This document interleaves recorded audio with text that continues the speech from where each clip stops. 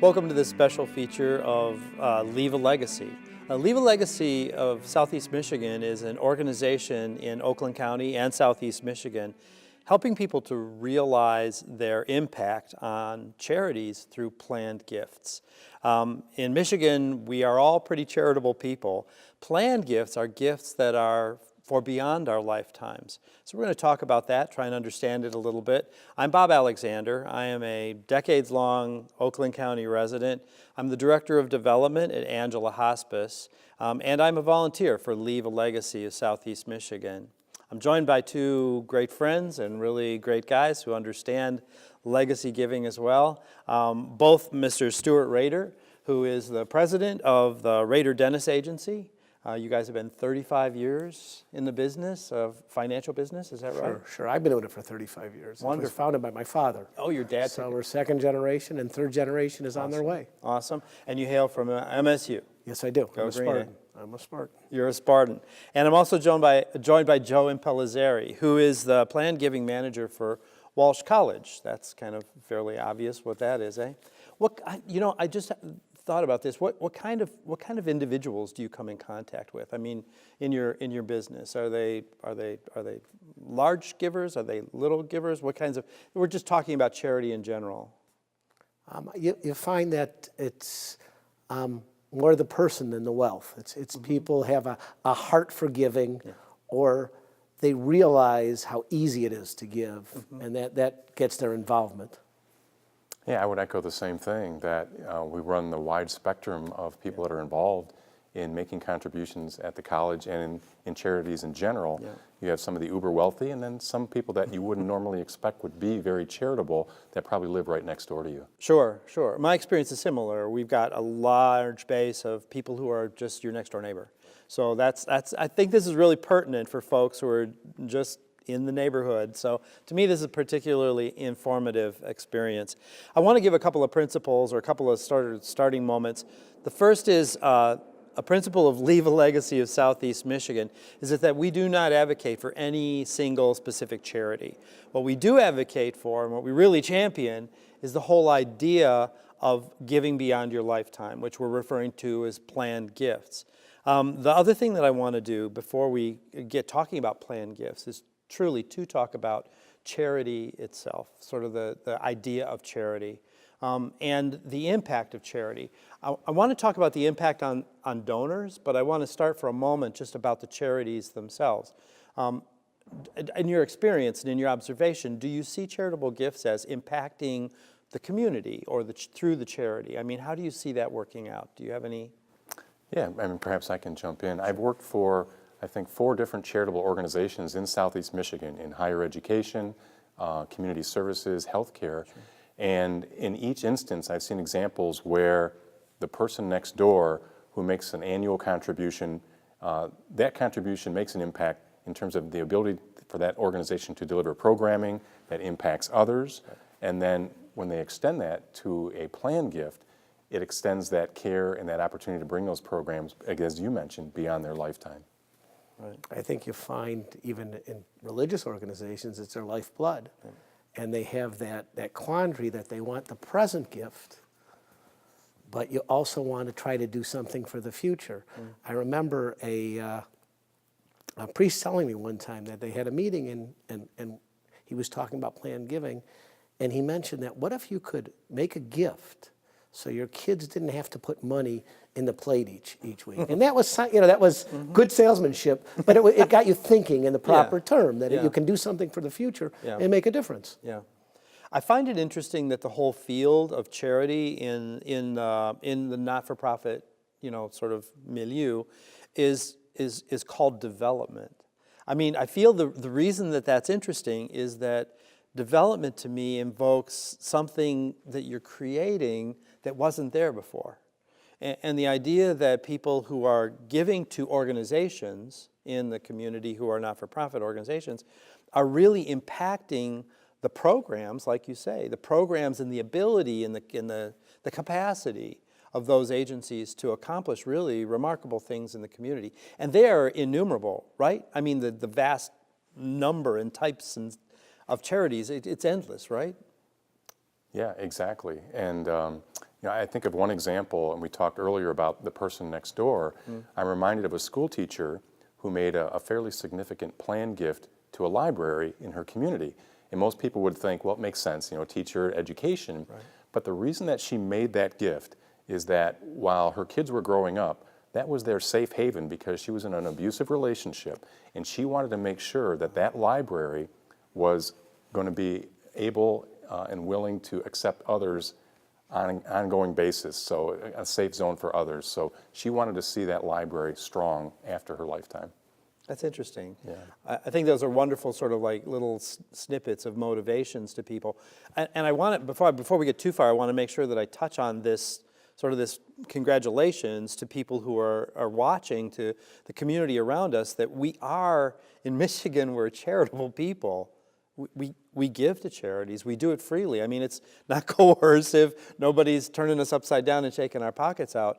We're giving to charities to the tune of 82%. I mean, I think that's what the surveys have said, that during our lifetimes, 82% of us are giving to charities freely because of various things. And that's kind of what I want to touch on now. Why do you see people giving? I mean, you just talked about this school teacher, and nobody would have guessed that. But why do you feel that people give to charities? What motivates them individually? Well, it's personal, but you'll find, there's the arts, there's science. So you find that people that have had some kind of medical issue, they may find wanting to give to help solve cancer or things of that nature. But you look at now all of the different institutions we have. So schools have a tough time raising money for sports. Well, that was something that was important when I was a kid. So the fact that there's a lot of places to give that touch so many different lives. Mm-hmm. Yeah, I would echo that. I think people give to organizations because they want to fill a void that they see, that the charity can help fill that void, or they want to make sure that that program can exist for many years in the future, that they benefited from or somebody else benefited from. Some of them do that reflectively, too. They want to give back. If they've received a service, I've seen that a lot, where somebody's been the beneficiary of some charitable outreach and they've needed it, and they've realized when they have the wherewithal that they want to pay it forward, essentially, for someone else to be able to receive that same service, kind of what you're saying.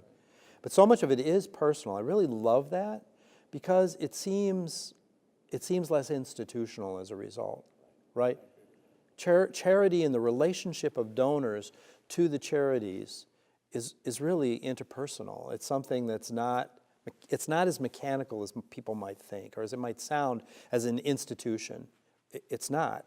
I see the arising of charitable organizations that they generate out of needs in the community. Don't you agree? Absolutely, absolutely. And I think people don't realize that the donations are their lifeblood. That's where their money comes from. So when you have an affinity, they're very grateful for the contribution. It's a good feeling you get. It truly is, yeah. I think it's a good feeling on the part of the Right. giver, the donor Right. themselves, that they're doing something of significance. And I wouldn't underestimate that significance in a moment, because I feel like you say, it's their lifeblood. The charities that benefit from lifetime giving, from people who are donating, are so joyfully indebted to the Very true. to the Very people true. to the people who are contributing to them. And I think that because those charities are also being run and operated by people who are passionate, right, about a cause or about something that's important to them. Yeah, and I think in follow-up to your statistics about how generous people in Michigan are, more than 80% contribute to charity, and many do so for many years in a row to the same organization because they have that affinity for that organization. And I think part of the mission for Leave a Legacy is you can continue that support beyond your lifetime. If it was important to you while you were here, it's probably as important to continue that program after you're gone, and there's very simple ways to do that. Right. People don't know. I don't think people normally think about that. I mean, we don't think about beyond our lifetime normally anyway, but to think about we do in a sense. We think about it in terms of our children, right? We think of it about in terms of our estates many times. I mean, just, what are we leaving behind for those who are behind? But I think that we forget sometimes, I'm saying just as general, even as charitable people, we forget that we are a crucial part of services and caring things that are going on in the community, and that those things are going to continue on when we're not. And we could possibly bless them in that. I mean, we could really potentially be assistance. And that it's not hard. I think that's one of the other things.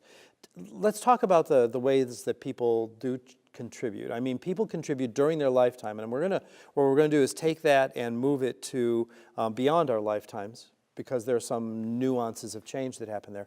But even during our lifetimes, it's not always just money in an envelope that goes to an organization. Sometimes they get interesting other kinds of gifts. What kinds of things have you seen? So there's two interesting ways. One is appreciated assets.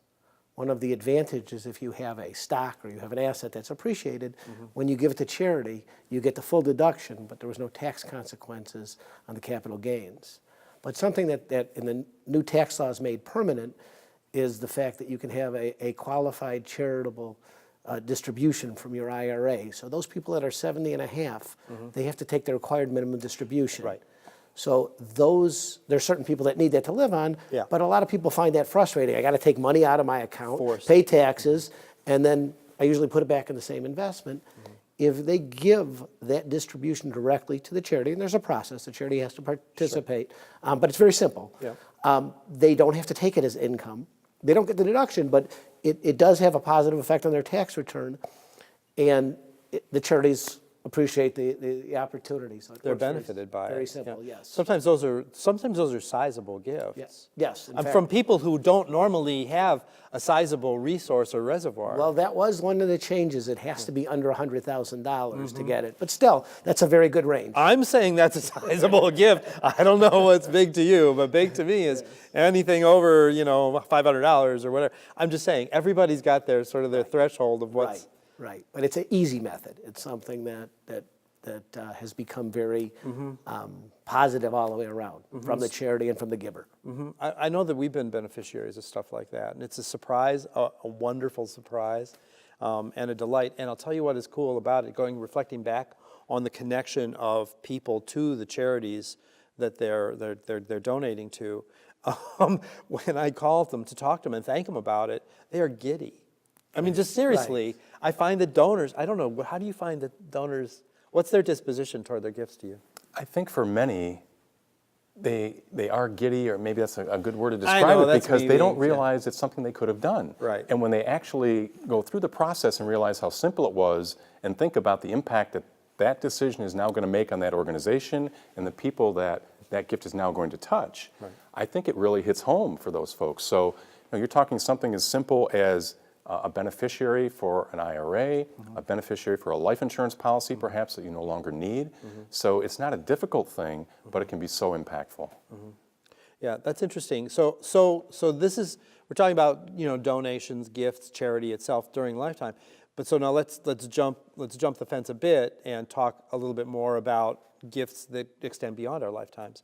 I'm going to go back to that statistic because I just find it so really fascinating that 82% of us are charitable people in our lifetimes, which is well done, keep that up. But what happens after our lifetime, that number drops precipitously. I mean, it really changes significantly. I think in Michigan it's 9%. Are people who give beyond their lifetime. In the country, it's 3%. So even in Michigan, it's higher than it is. We're still a leader. We're still a leader. We are, but it still drops from 82 to 9. That's massive. So I feel like there's this big chasm. There's this big gap between those two. So why do you think there's such a big gap? I think a lot of times the charities have a disadvantage because they need the current income, so they don't have time to talk about the gift in the future. But it's easy, and I think people don't realize how easy it is, as far as just, as James said, put it in your will. And one of the things that we've been successful with was giving life insurance. But you give the policy to the charity, so every year when you pay that premium, it's deductible, but there's enormous leverage on it. When I was 30, I gave a policy for $50,000, and I think I pay $350 a year, and I give it as a charitable contribution. And at 30, when they put me on the board as the $50,000 givers, I was pretty tall. I felt very good, and I still do. Right, because the value of the policy was what Absolutely. they acknowledged. Absolutely. That's interesting. Yeah, for a 30-year-old, I was pretty tall. That would get you. That's just getting you sitting high in your seat. I agree, and I think that some people really, most people are not, as I said before, not thinking beyond their lifetime. They're not thinking of the disposition of the charity that they already care about. It's not like, hey, start caring about something now that you're thinking about, but something that they already are vested in. They've spent years probably, and sometimes repeat donors in some way to charities, and then they're thinking about their after their lifetime charitable giving, and it just drops off the radar, is what I think happened. Yeah, I think in many cases there's a lack of information. Okay. Coupled with many people don't perceive themselves as a candidate for a gift through their estate plan. They assume that's for the uber wealthy. Yes. The people that you hear about in the paper Right. or on news broadcasts about donating multiple millions of dollars. Well, I believe the average planned gift is somewhere between $40,000 and $50,000. So it's something that's reasonable for many people if it fits their life circumstance. And I think the beauty of it is, if you incorporate it into your estate plan, it can be revocable. So if your situation changes, you can always make that change in your will to suit your life circumstance. Yeah, so people could think, I'm not going to do that because what if we need that, or what if I need to distribute it differently, and I realize that before it becomes effective. But they can change it. And the charity has to behave the way they want. I mean, it's not given away. They have to still like that charity. But it is simple. I think that people don't realize that. It is simple. And in what ways, so what way is it done? What is the simplicity of it? I'm going to suggest that a lot of people just haven't done estate planning or done all of that kind of stuff, and may not even have an estate planner. I'm just saying, how would you describe what's simple to you? Because you use big words. Well, so I would start a different way. I would say that people don't realize that if they don't have a will, the state of Michigan has one. Yes. And it's probably not the way you want it. Right. They don't know your kids. They don't know all of your friends. Right. But so it's probably worthwhile seeking some kind of advisor. Even, there's a list of them in Leave a Legacy that are charitably inclined people that do this work. And just as simple as leaving part of your estate. If you have, the wherewithals and you want to leave your kids first, most probably, and grandkids. But there's that charity. My mom, every year for her birthday, asks us to make a donation to the Humane Society. Okay. That's her favorite thing. All right. So that's something that she can do very simply, just in her will, leaving a small portion that will help them greatly and follow her wishes. It's just so easy as adding a line or something, or putting a line in there saying that I would like so many dollars or such a percentage of my estate, to be given to a charitable organization that I care for. Yeah. And I would recommend that you might want to check with the charity to make sure that you're including the specific language to make sure it's going to the right charity. The wording is how they would want it in your will or your estate plan, to make sure that it's a seamless process. That's a phone call. Yeah. Right. And a good one. A good one. They're going to be They're going to love hearing from you, Yeah. and it's already an organization that you care about. Right. I'm just saying. So you're having a conversation with a friend, essentially being able to tell them that. I think that's true. I think that some people just have never considered it. I really think it's just off the radar, that people just don't even think necessarily about the fact that they have an estate. People don't think of themselves as having, many people don't think of themselves as having any kind of real substantial estate. How would you Well, my dad had a funny expression that whatever people think is a lot of money, it is until they have it. So I think that we always think we're smaller than we are. Right. So that may be one of the reasons that we feel we can't give. But I think when you look at it, it's a lot simpler. I found people who have said, "Look, I'm not a man of means. I'm not a woman of means. I hear this, don't you? I wish I could give you more." I mean, that's what happens. I think people who have a heart connection with an organization are saying to those organizations, they're demonstrating it with money, B, they're saying we really care about you. And so many of them are like, this is all I can eke out. This is all I can really do. And I think they don't realize that in their estate, they can often do more and not harm everybody, not do damage, not sort of ravage their, their children or their whatever all else, but they can make a gift. So many people make the largest gift that they've been able to because they no longer need the money or they no longer need the resource, and they're willing and able and desiring to share it with something that they've already demonstrated an alliance with. Yeah, I think that's a great point because as you think about, taking care of yourself, Right. your family, Right.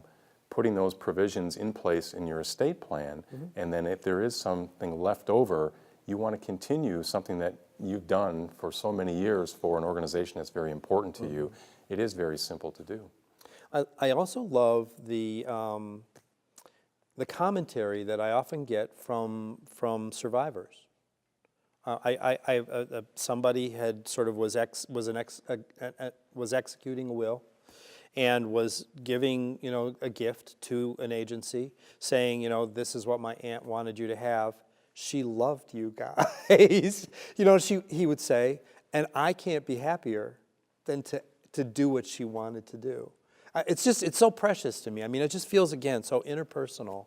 And what a lesson you can teach to your heirs. Yes. By giving, if you're charitably inclined, Yeah. the best way to show is by example. Yes. When your kids and your grandkids see that you've given something which is always more substantial to the charity than you think it is when you're giving it. It is. So when you talk about a $5,000 or a $10,000, those are big gifts. They are. And for your family to see that gives them an impetus to continue on with that charity, with your cause. It truly does. We've seen that often where someone would give to a charity and their heirs and their children would follow in suit. They would follow their example. It's almost a way of maintaining their connection with the heart of their family member, of their parent in many cases. I think that's really wonderful. To me, that's sort of like the rich part about development and about charitable giving, is that it's not about the money. Weirdly enough, and usually when you say it's not about the money, it's about the money. But in this case, it's about what's behind the money. It's about the heart and the alliance and the allegiance and the wonderful things that charity is doing, the desire for somebody in the community to impact that charity, right? Yeah, I mean, I'm reminded of a scholarship recipient that came from very humble means, worked his way through college, but was very touched by a small few scholarships that he received that enabled him to get to his degree. And now that he's in a position later in life, he wants to make that possible for others like him that struggle to get through school. So it's paying it back and thanking those that helped him. Yeah. Now he wants to help others do the same thing. Yeah, I love that echo. I love that echo. it's so part of human life. It's part of the milk of human kindness. It's what we're made of. I think that's really wonderful. And I think that it's wonderful that the charity had integrity and it had a care for that person, and there was a real relationship that was going on right there. And that it's perpetuated, that they're able to do it. I think that's really kind of an interesting thing. Is there anything, just before we sort of wrap up, is there anything in the new tax laws that people should be aware of just that relates to this kind of thing at all? Not really. Other than the qualified distribution, which is a simple method, and there's a tax advantage to it. So if you were taking money out of your IRA and in your own checking account writing a checkbook, you're better off just going directly. Yes. There's a little more tax savings. If you do it Directly from the charity, as a direct- qualified right, distribution. Distribution to the charity. Right. So don't take the distribution. Right, you have to, so you just have to talk to the custodian I hear and the you. charity, but they'll all work together. Right, but I think that's what some people do. It's almost like they don't think about that. Skipping that, if you take that step out, you actually are improving the ability you're increasing your ability to give, and you're not sort of affecting yourself disadvantageously. No, and you're right, we have to do something to bridge that gap between 83% and 9%. We do. Yeah, I think that's really true. I'm wondering, when is a good time for people to do that kind of thing? When's a good time for people to think about, sort of putting their will together, putting their ideas together? I would say any time is a good time, but I think most often people think about it when there are life circumstances, significant life changes, whether it's a marriage, a death, an illness, something like that. Kind of makes you think about mortality a little bit and makes you think maybe about your own legacy, because these are what we call legacy gifts. Yes. These are things that will be going on in perpetuity. So it's those big life-changing moments, I think, that really make people reflect on these types of opportunities. Sure. You think about the arc of your life, you think about those things. At those moments, you kind of do. And you should review your estate planning on a regular basis anyways. You have a new grandchild, something changed. Right. So at that time, It's not a complicated thing to do. No. I think a lot of people are daunted just by the idea of it and the fact that it probably touches so many different pieces of their estate, their finances. Well, and it's an interesting fact that you can take the money and give it to a charity and get the tax deduction from it. So, so if you're counting on giving the money to the government to give to your charity, it's not going to happen. Right. Yeah, they take it off the top. So there's something to that. Well, that's great to know. I really appreciate your insights. I mean, I appreciate the fact that your hands are in all of that you're relating to people, that you're part of the conversation of people, facilitating, enabling them to do what their hearts are already inclined, right, to do. I think it's really great for us to also sort of remind everybody that Leave a Legacy of Southeast Michigan is really in that position, that we are desiring to help people just understand that. We're not trying to advocate for a particular charity, but we're advocating for the idea of moving that 9% up so that people who are already charitable are able to perpetuate that beyond their lifetimes, because we've already betrayed our nature. We've shown people that we're charitable and that we want to be able to give and be able to influence the community that we live in and that our families live in and that our children live in, that those who we love are part of. So thanks for the part that you're doing and perpetuating and helping that. Thanks for the part that you're doing. Joe, I really appreciate it. I'm just going to take another couple of moments here to remind everybody about Leave a Legacy of Southeast Michigan. The way of contacting Leave a Legacy is you're totally able to get a hold of us by web. Obviously, we're at www.leavealegacysoutheastmichigan.org, www.leavealegacysoutheastmichigan.org, or you can connect with us by phone at 888-826-7900. Leave a Legacy is not just for folks who are at home. They're also for other agencies, charitable organizations. It's a resource for all of those sort of people to come together to help one another, to shake hands, to help one another with the whole idea of legacy giving, of giving planned gifts. Anything else you'd like to add? No, just echo what you said about Leave a Legacy is really a community resource to strengthen our Southeast Michigan community. It is. And I think, with such a charitable focus for the residents, it's great to be able to continue that legacy through an organization that isn't advocating for one in particular charity. It's really advocating for the entire community. It really is. It's altruistic in that sense.